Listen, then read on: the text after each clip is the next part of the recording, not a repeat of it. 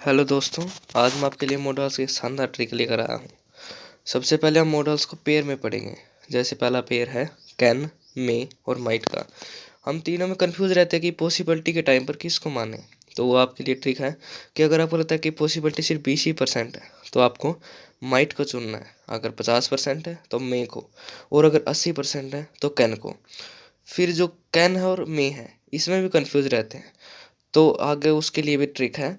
अगर informal environment में बैठे हो आप तो आपको उस सेंटेंस में कैन का यूज़ करना है, या फिर अगर आपको सेंटेंस में दिख रहा है कि ये तो फॉर्मल इन्वायरमेंट है, यानी औपचारिकता के रूप में अगर उस सेंटेंस में कुछ दिख रहा है तो आपको उसको मे मानकर, मतलब उस सेंटेंस में मे का यूज़ करना है।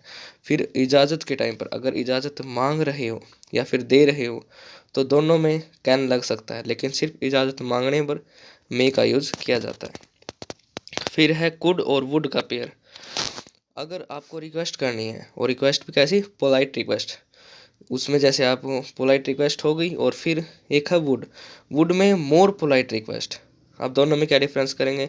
जब आपको कुड लगाना है ना तो उसमें आपको प्लीज़ मिलेगा, तो आपको उसमें कुड लगा देना सेंटेंस में। और वुड के साथ ट्रिक है, आप वुड के साथ आपको ये 5 वर्ड याद रखने हैं।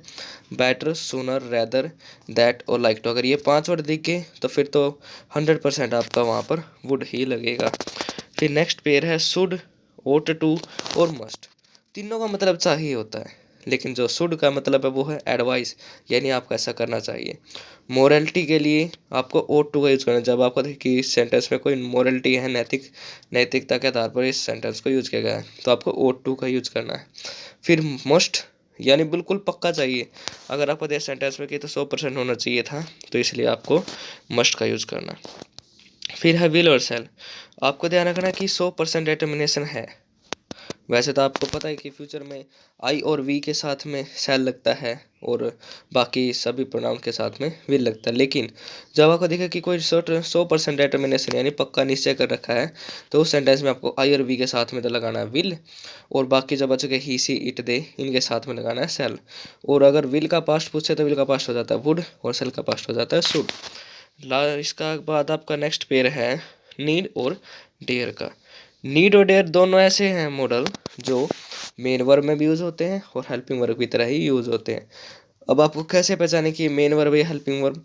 तो अगर ये लिख रहा है कि आपको ये मेन वर्ब है तो आपको इसके बाद में टू प्लस वर्ब की फर्स्ट फॉर्म मिलेगी।